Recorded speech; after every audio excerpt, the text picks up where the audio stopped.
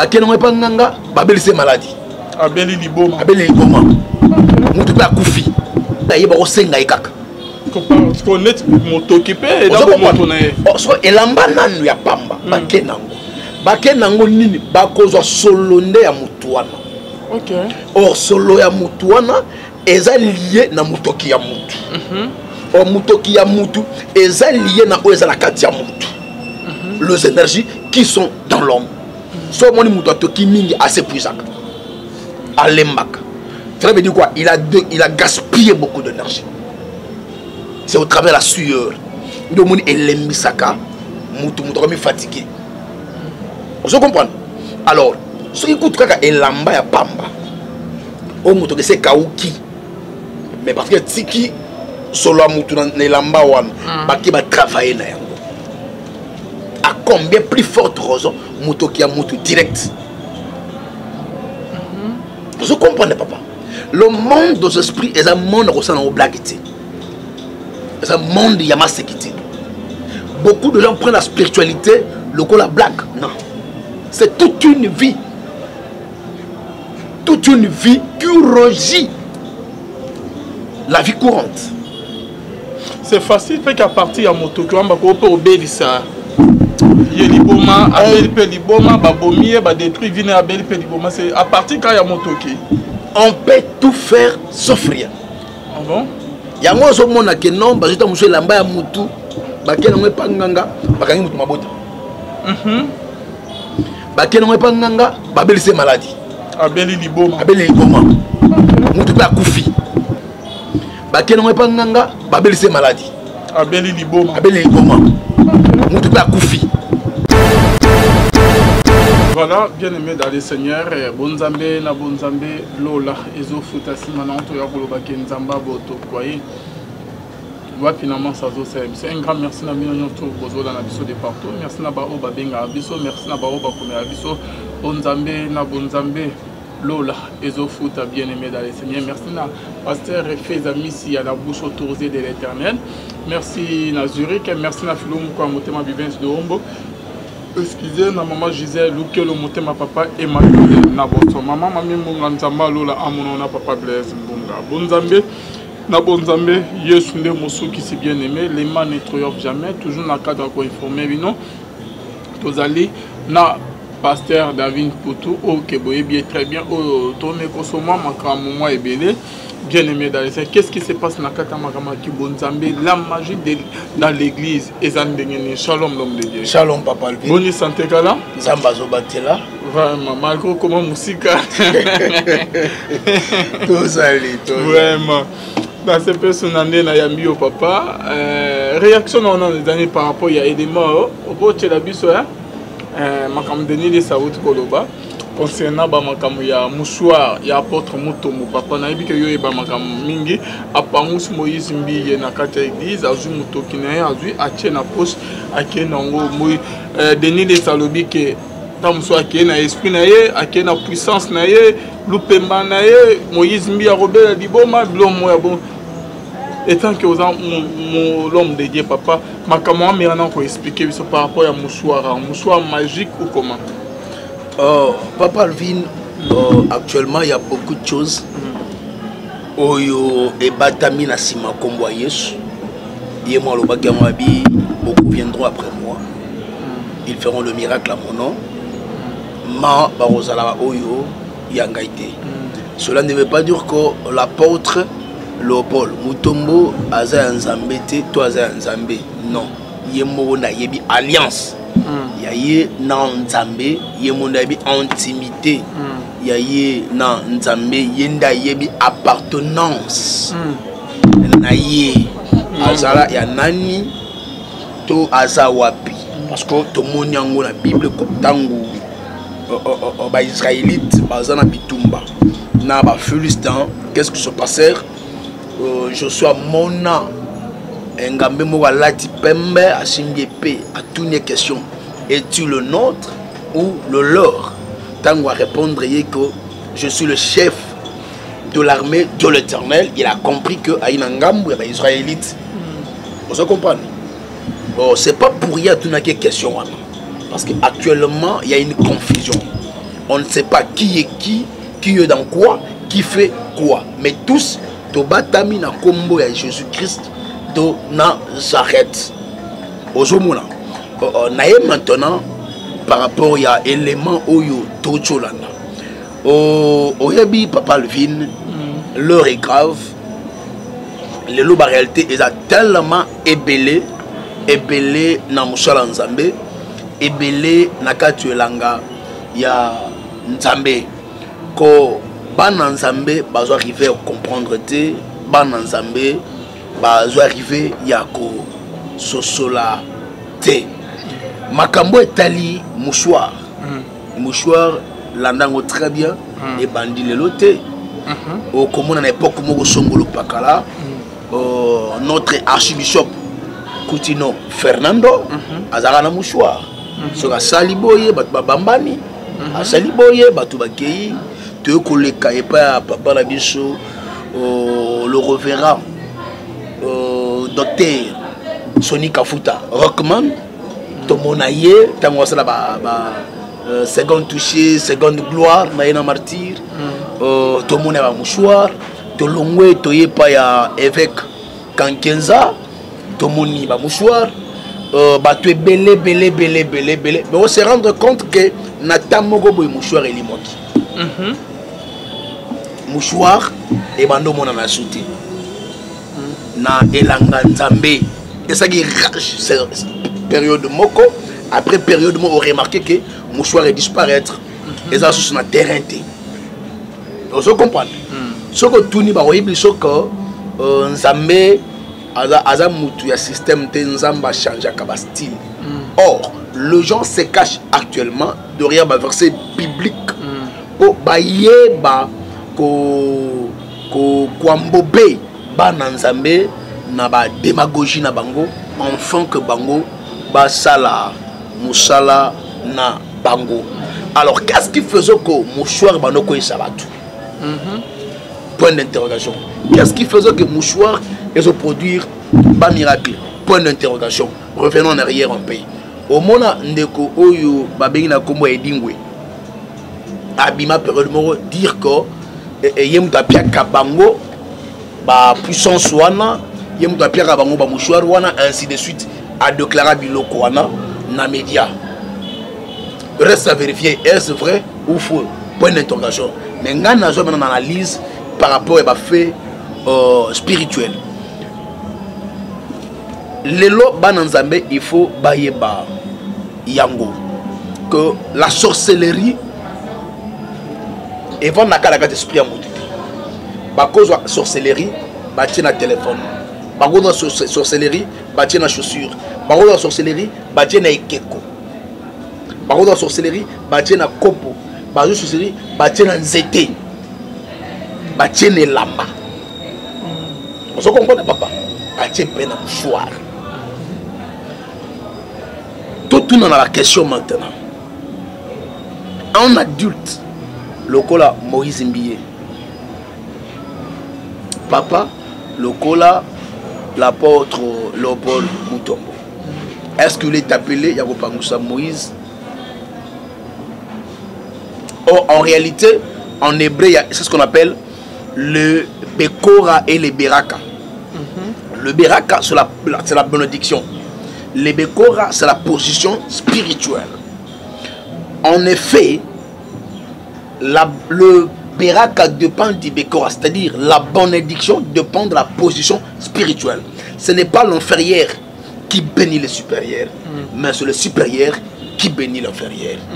Entre nous, na Moïse Mbiye, na Léopold Mutombo, na Niaza supérieur pour bénir Moninga. Parce qu'on pouvait dire que ceux qui moi je pouvais m'appuyer pour dire que l'apôtre Léopold Mutombo a Pangoussa qui est Elongi juste pour avoir portion en pouvoir, portion en puissance, portion en grâce où ils en a 4 il y a Moïse pour permettre d'exercer le ministère. Or Moïse a sa moine et pas Léopold Mutombo. D'où si c'était normal tout le monde Moïse Mbi a Pangoussa papa naïe Léopold Mutombo Mutoki. À Kenango. Là c'est normal et c'est logique. Madame Abbé. et ça m'a bêtise normal. Mais voir maintenant que l'apôtre Léopold Mutombo, papa, d'ailleurs spirituellement, ça papa et pas Nanité, et pas Moïse, il y a sa coco et pas Moïse. Vous comprenez? Parce que Moïse a robé un pasteur, le la pasteur Samson. Oh, amen, ministère amen, a robé un papa. Vous comprenez? À sa coco et pas, il y a l'apôtre Léopold Mutombo, il y a même sur le moni. L'apôtre Léopold Mutombo a Kekotala et rendre hommage dans la attitude de Moïse Mbiye. Monika Gumba Maki. Afoukami pour reconnaître la supériorité. Vous comprenez? Mais si lui reconnaît la supériorité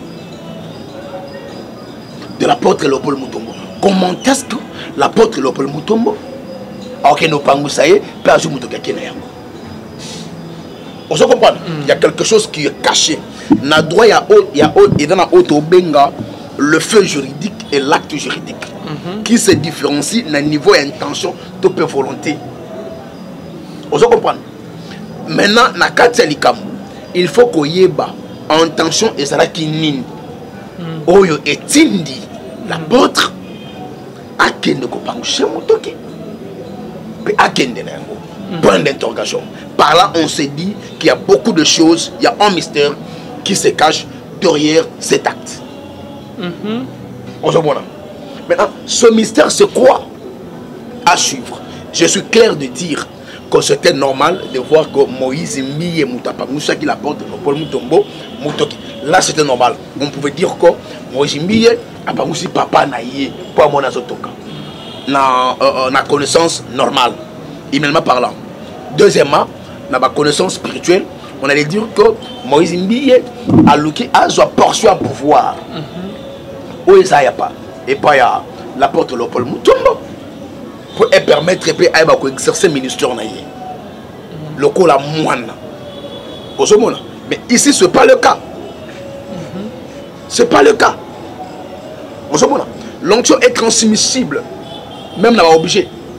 Au comment de Koloko la Élysée, dans la Bible, moi, na ya femme tsunamite, à Kofi, Élysée a tindi ba messager. Élysée a joué à Tinda Géazi, a PC na manteau. Naye, a Kende, pendant que ça, moi, na ya femme tsunamite. Il est parti avec. Quand tu es parti avec ces objets, a Kenda Gindena esprit à Élysée. En même temps, Élie a zoné tout la maladie Gilgal. Élise vous fait gagner double portion. Élie a dit non, non, et le Gosenga a passé. Mais talangata no mata. Oego kita, zoyango. Osomona, tangwa mati, mpepezu mati, ni ne quoi qui ri, manteau. Il y a Élie, a zoyango kaboli en deux. Nous li bosso Jourdain, a gangi où est le Dieu d'Élie. Pourquoi? Parce que Élie était dans le manteau. Avec Jourdain, Jourdain Sanini et Kabwani. Dans les objets, on peut transmettre l'esprit. Point d'interrogation. Le pourquoi l'apôtre Léopold Mutombo a pris la sueur de son fils et Akenango. Par là, il y a beaucoup de choses. Beaucoup de choses. Lequel, je dis, que Moïse soit parmi nous, c'était normal. On allait dire qu'il a eu pouvoir, a eu onction tata, à quel travail. Alors, si ce n'est pas lui qui a fait, c'est l'apôtre qui a fait. Qu'est-ce qu'on dit là? Là, on approuve que lui aussi, de son tour, a pris l'onction du fils et est parti travailler avec. Or, l'onction de l'inférieur ne peut pas manigancer l'onction du supérieur. Impossible. Par là, mais on fond l'homme de Dieu. N'est qu'un apôtre. Il faut articuler les mouchoirs. Azur a tient la poche. A quel moto qui a Moïse Mbi et là signe à ma vie. Tout ça non normal. De tout ça non tout ça les mouchoirs. Na pangusio na tient la poche na kenan. Au moins on est gagné. Vous comprenez? Tout ça là-bas tout. Déjà et ça signe à ma vie. Vous comprenez pas? Tout ça là, tout ça là ma fanatique. Lélo, il y a leur guerre des esprits au côté na quatre évangile. Ni ne veut les cas. Au moment na matière, nos sens à Christ. Héros de la roi. Bamash Baebisabi, nous sommes venus adorer un roi qui vient de naître. Pourquoi? Parce que nous avons vu son étoile apparaître depuis l'Orient. Hérode qui était là, tant à Monique, roi Moussa Botami. Mais il y avait un roi. Et Bota N. À ce moment-là, il y a la place. Comme Dieu sonde le cœur et le rein, à mon avis, déjà intention et esprit. Il y a Hérode.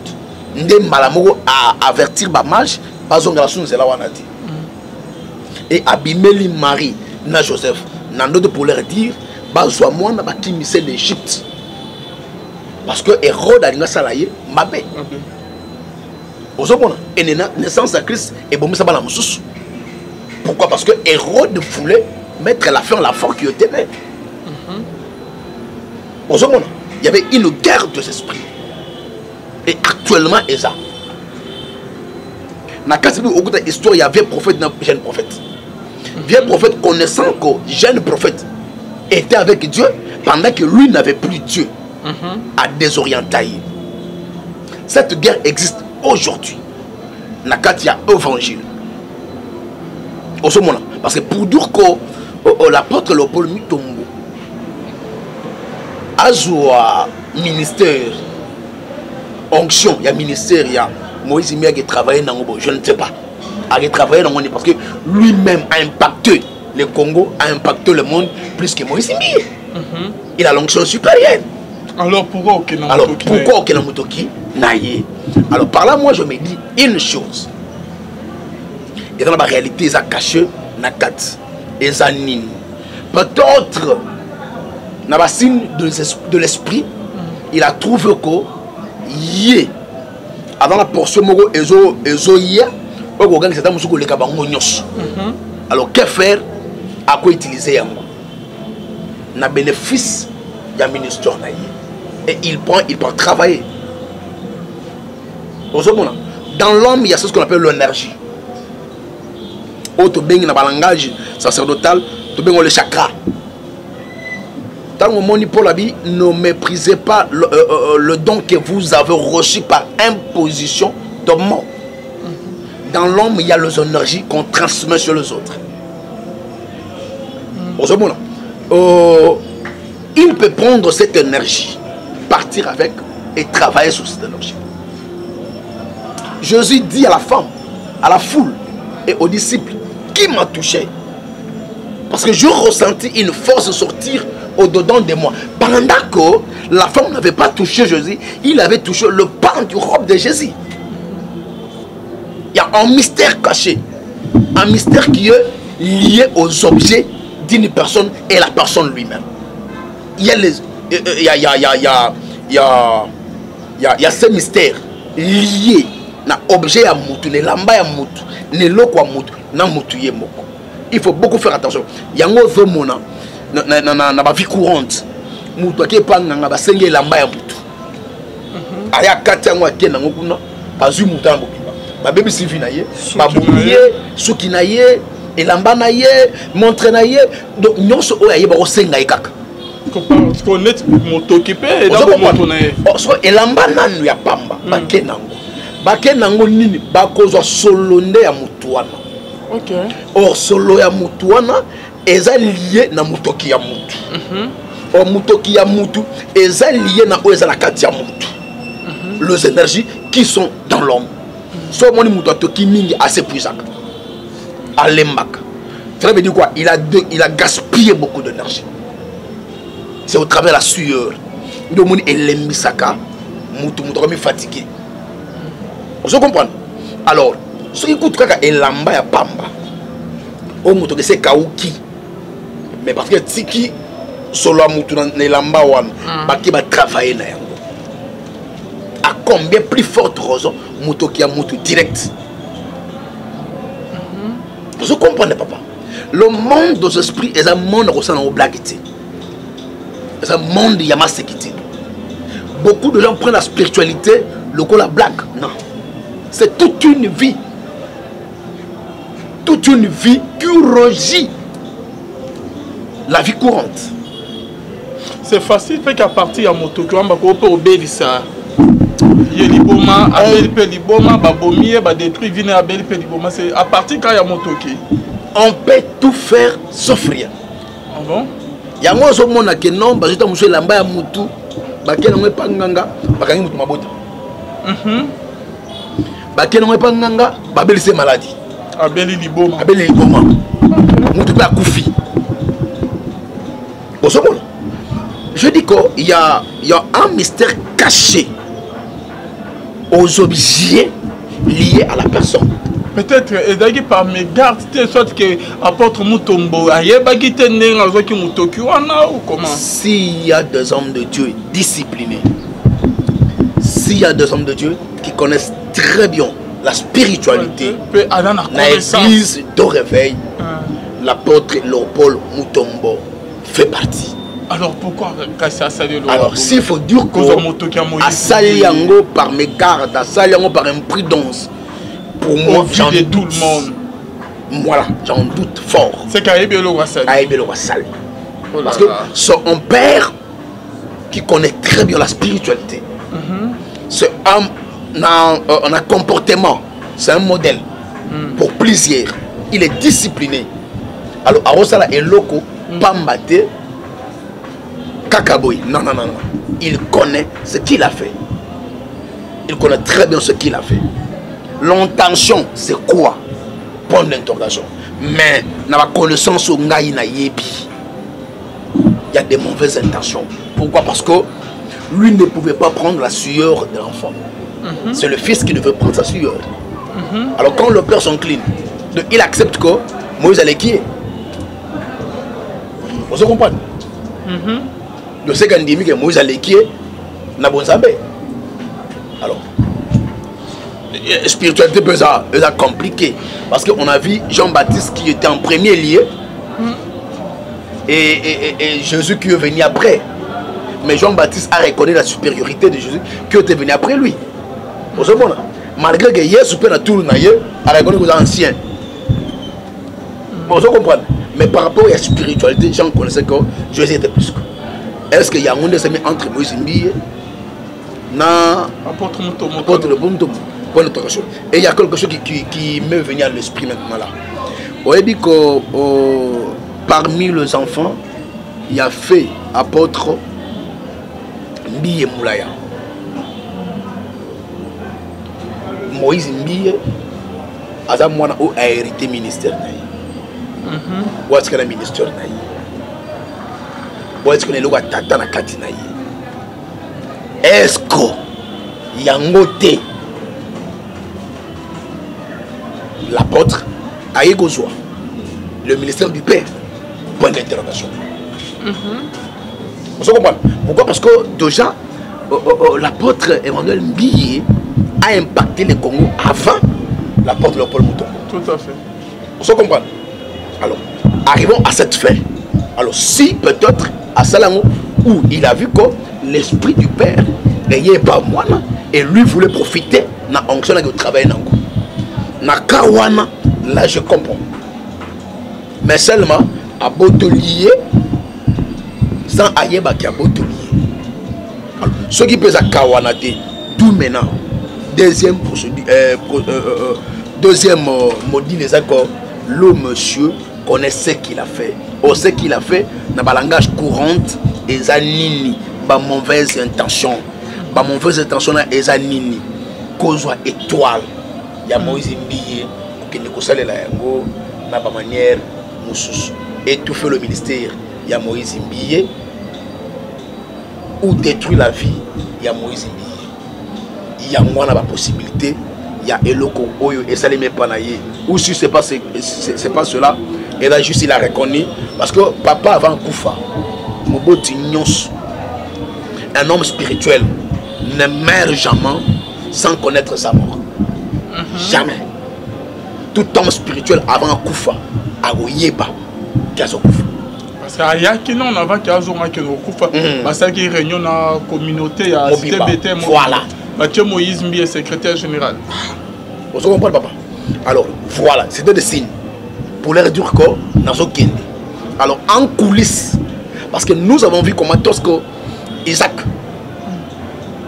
Alingi, Akufa, Abeni Banemi Balé, Ezaona Jacob, Bokende Bobo Melangai. Aïbzi Ezao Kende Bobo Melangai Nyamayela, Lambelanga Nasanini, n'a pas mboulou pour Nazo Kendi. Ozomona, en secret, Maman Bendi, Jacob, Aïbzi Abitara. Salabo. Il est parti, il a fait ça. Papa Pambola, Jacob, est-ce que maman ça l'a quitté? Est-ce que la berger ça l'a quitté? C'était en privé. Là-bas on m'y balait dans un lieu secret. Entre guillemets, le ministère, il y a l'apôtre Emmanuel Mbiyemoulaya. Atigangwe Panani, point d'interrogation. Parce que c'est lui qui est resté avec la communauté. L'église, c'est Moïse Mbiye. Alors, est-ce qu'Atigangwe pas Moïse Mbiye était? Point d'interrogation.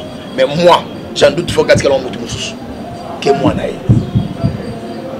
Est-ce que l'apôtre Léopold Mutombo a mon atiangote? Yangote n'est qu'au bénéfice d'ango. Point d'interrogation. Au Romana, Bandego Barabangam ou à science occulte, ainsi de suite. Parce que là, la cérémonie, sur quoi Bango va koufi. Avant que nous avons bita bakundaka. Parce que nous sommes cimetière, parce que nous avons esprit ouami. Parce que le travail là. Mais ni biloko na bango. Il y a un exemple à prophète toi bimisa ba ange. Na liwa na ye. Je pense le évangéliste qui s'est mis à Kibila et Mambo na Zoluba parce que ça représente quoi. Comment est-ce que ta famille bayaka pour récupérer Oyabango après cérémonie à la famille payée pour se présenter pour récupérer Oyabango.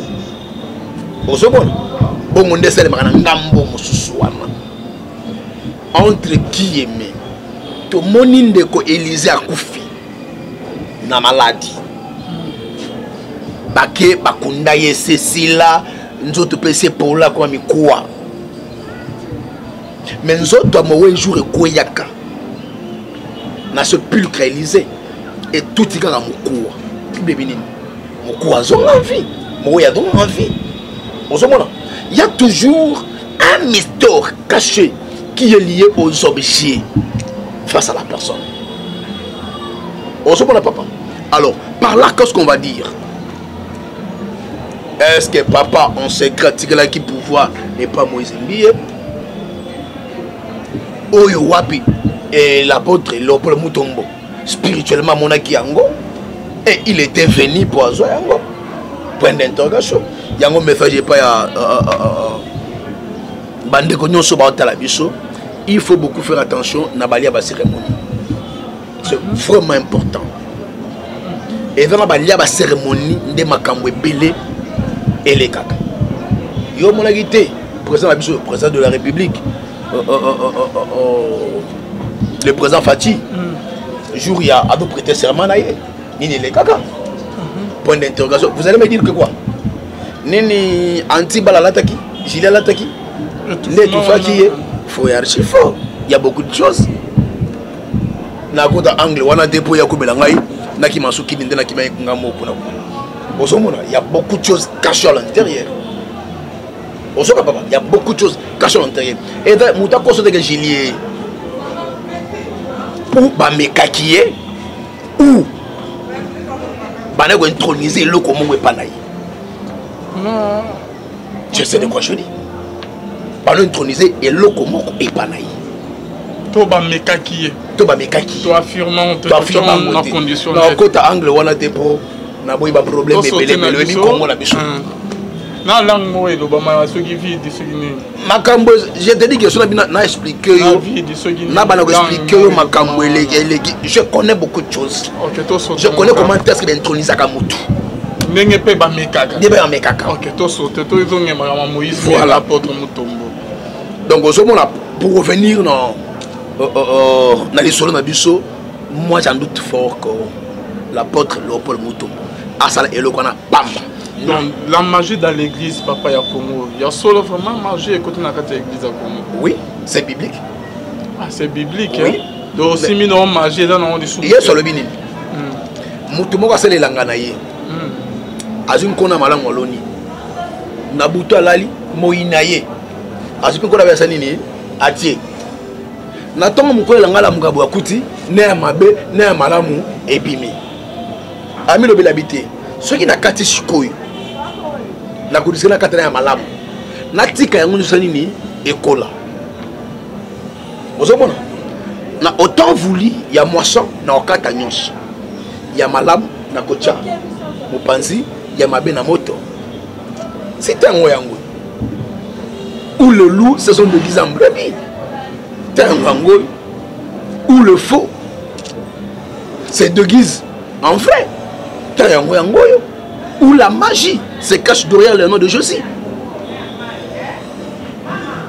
Bonjour. Lelo ata to bani course ya ko prier batona ba kufa te. Celle nzambe nda bi kanto se ba kufa. Celle nzambe ne bi kanto ce que on sait problème oyo. Mais seulement ko bana nzambe, ya no ba à chaque fois avant de consulter qui que ce soit, soit un ko bondela. Nzambe a convaincu yo. Nzambe Dieu parle tantôt d'une manière, tantôt d'une autre. Dieu parle, bisondé, tout ça qui dit bas. Dieu parle. Actuellement, Elanga, ma bécote. Ma bécote, on ne sait plus qui est qui fait quoi dans l'œuvre de Dieu. Okuta mutu akangi kravatiti awa akangi chemise ti awa sur Bible tiens la lipeka. Donc sérieux numéro 00. Mais au land de la boye, tu te dis, mais finalement, est-ce que actuellement il y a beaucoup de choses, beaucoup de choses, beaucoup de choses. Moi je connais des pasteurs, monsieur le Congo, avec sa bandit, mais n'a pas mon église. Ah bon? Avec sa famille. Maman m'a dit beaucoup beaucoup. Il y a sa bandit l'église. Donc ce monde. Tant où oh Batou. Bato basa kuna oebisi banguna wondi mayo personne. Moi je connais un pasteur na ba umbwawa avandi sangai mutu musute nga moko avandi sangai abana ko expliquer ngai ke moni musala nsambo sala oyo ko nyokwama musala nsambo so munoyo fo ba yebiso balongola eloko abati awo bati awo ofunga mimba la boko. Oh, le Messie tout en étant prophète a fait la rabokoko a la moussekata a eu beau fils naïe à côté na rose croix dorée et basenga bangba c'est pas uniquement ba pasteur et basenga 5 pasteurs. Je connais un pasteur na routine de pas naïe n'a pas comme le pasteur Didier Lawa. Avec parmi les candidats au Fababa Lekisa, Ngam la Bikisai. Ngaim la Bikisai. Avant la Koya Songololo, Galaxie d'amour, Gamma, Église Nezawana Suko. Avec une aviation 2, aviation 3, en face à Babel. Il connaît de ce que je dis. Basengara apôtre Wana, avec 5 pasteurs, pour le ministère Neganga, ils font Wamanakin.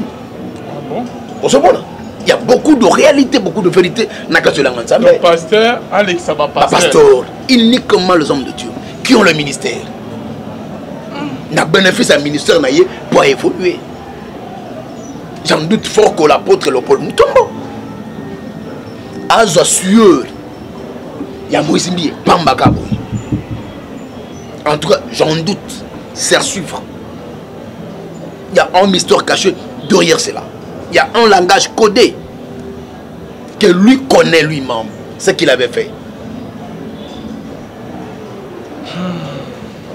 Merci. Entre guillemets, est-ce que PT, il y a eu le Moïse, il y a parrainage, point d'interrogation. Mais il y a beaucoup de choses qui sont. Merci beaucoup, pasteur David. Merci Merci Nabino Yonsto Bosola Nabiso to comment on suit émission Nabiso message ni oko woloba na ba jeune pasteur na ba pasteur na ba oyo pe ba kota na magie na ba oyo pe na ba quantité o mengempe obete la biso le so pesa biso message conseil.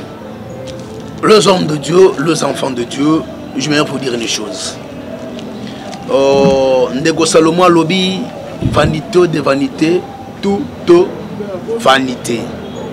En fait, la course à la fortune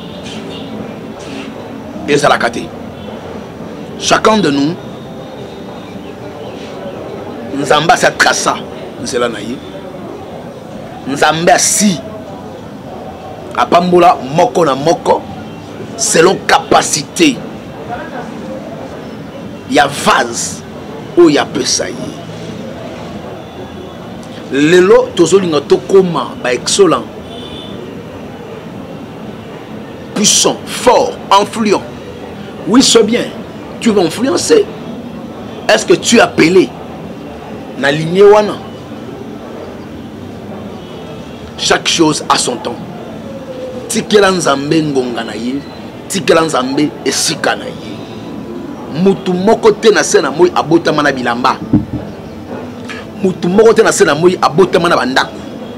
Mutu moko te na se na moi abotama na mbongo. Tous nous sortons de la même manière. Et na se na moi ne doit kozwa oyo tokoma kana yango. C'est pour te dire,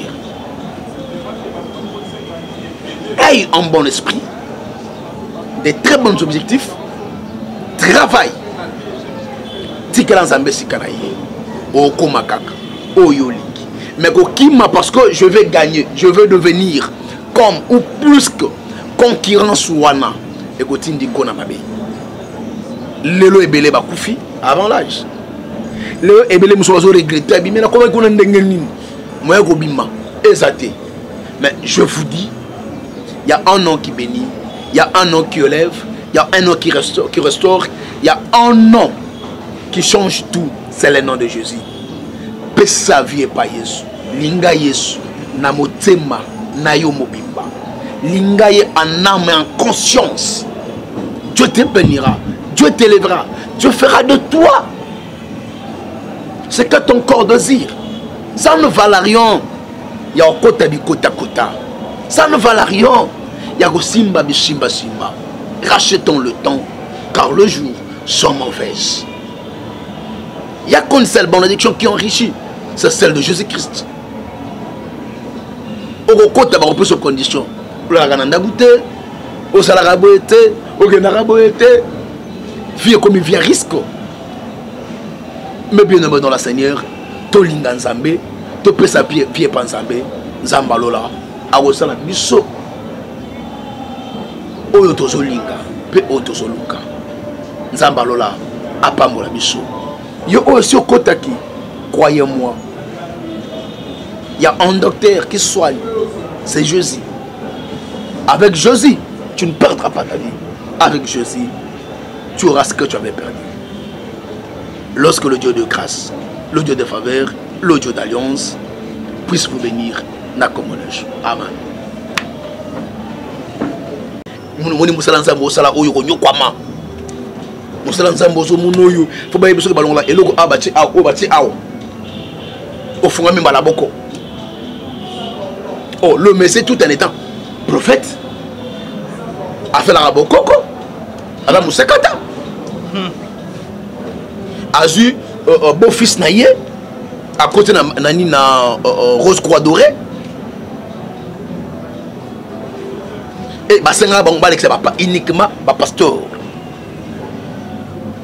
Et basenga 5 pasteurs. Je connais un pasteur na routine de panaïe.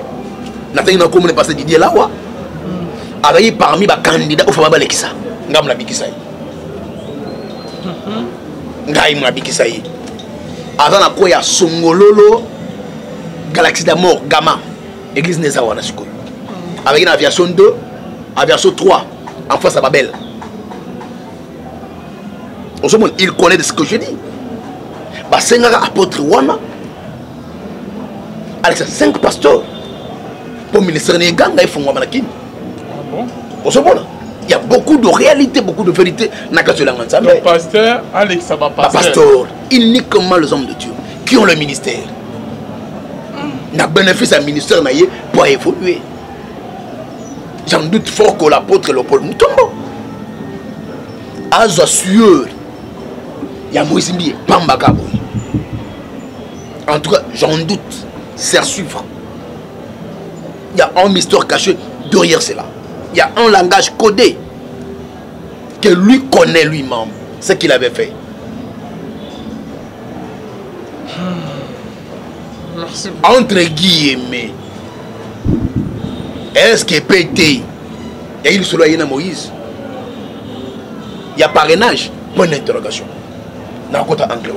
Mais il y a beaucoup de choses qui sont. Merci beaucoup, pasteur David. Merci. Merci Nabino Yonsto Bosola Nabiso to comment on suit émission Nabiso. Message ni oko woloba na ba jeune pasteur, na ba pasteur, na ba oyope ba kota na magie, na ba oyope na ba quantité. O mengempe obete la biso so o pesa biso message conseil. Les hommes de Dieu, les enfants de Dieu, je viens vous dire une chose. Ndego Salomon lobby vanité de vanité, tout vanité. En fait, la course à la fortune est à la caté. Chacun de nous, nous avons cette trace, nous avons si à Pambola, moko na moko, selon capacité. Il y a vase où il y a peu ça. Lelo tozolinga tokoma ba excellent, puissant, fort, influent. Oui, c'est bien.